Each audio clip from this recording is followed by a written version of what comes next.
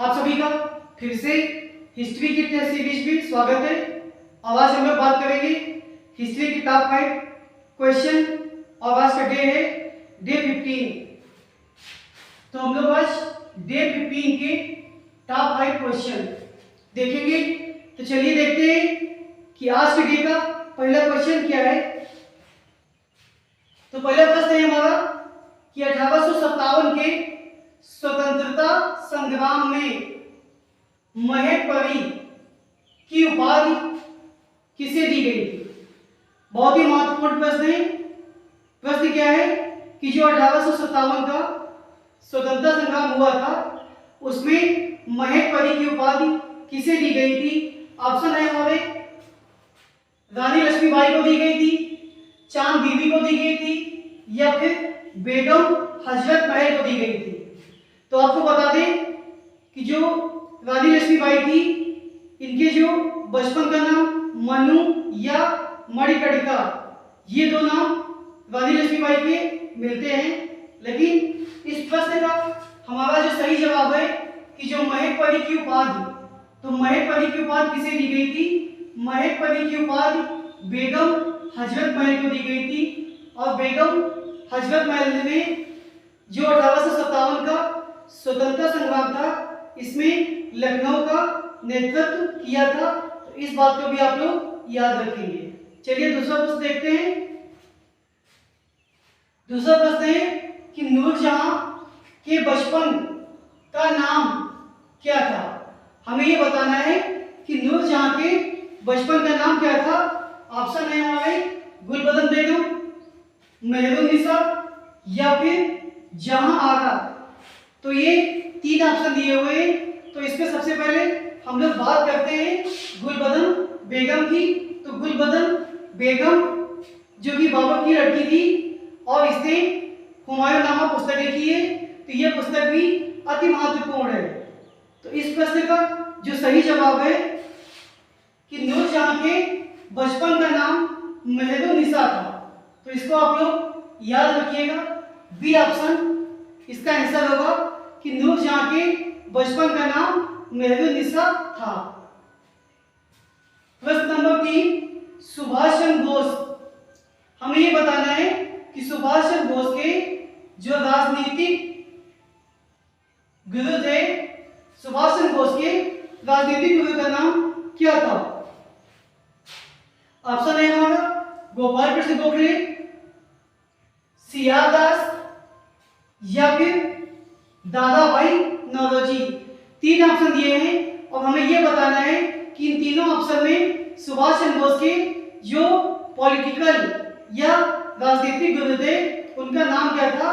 तो इसका जो करेक्ट आंसर है कि सुभाष चंद्र बोस के जो राजनीतिक गुरु थे उनका नाम था सी.आर. दास,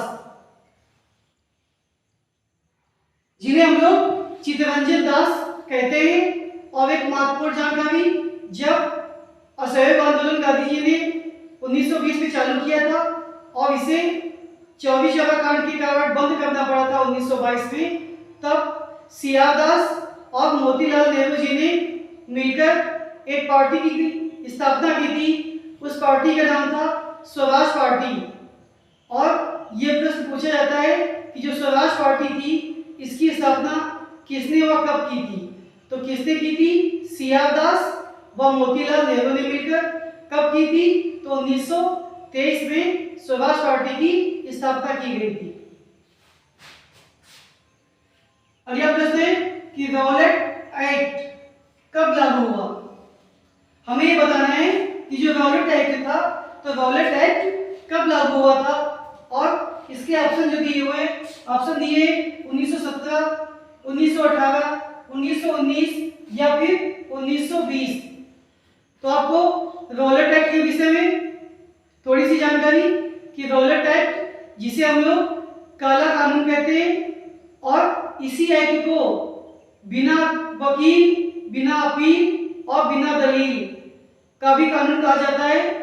इसमें ये पाबंदी लगा दी गई थी कि अगर कहीं पे भी जनसमूह एकत्रित हुआ है तो उस अंग्रेजों को इस बात का अधिकार है कि वो उन्हें बिना कारण बताए गिरफ्तार कर सकता है। तो ऐसा कानून था रॉलेट एक्ट, जिसे हम लोग काला कानून के नाम से जानते हैं। और ये एक्ट जो लागू हुआ था, ये एक्ट लागू हुआ था 1919 को। अब आज की के सीरीज का अंतिम प्रश्न, पांचवा प्रश्न देखिए। पांचवा प्रश्न क्या है?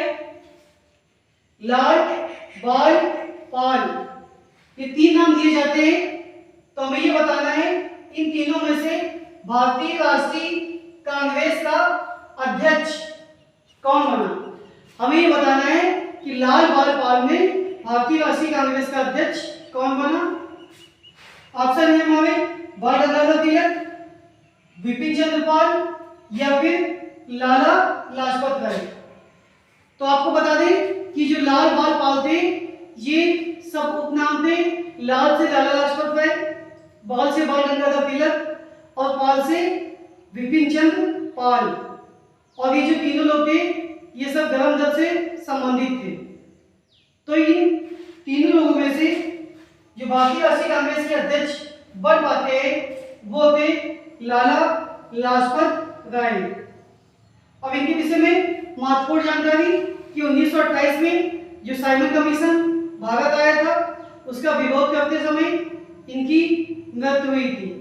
तो ये थे आज के टॉप 5 क्वेश्चन। धन्यवाद।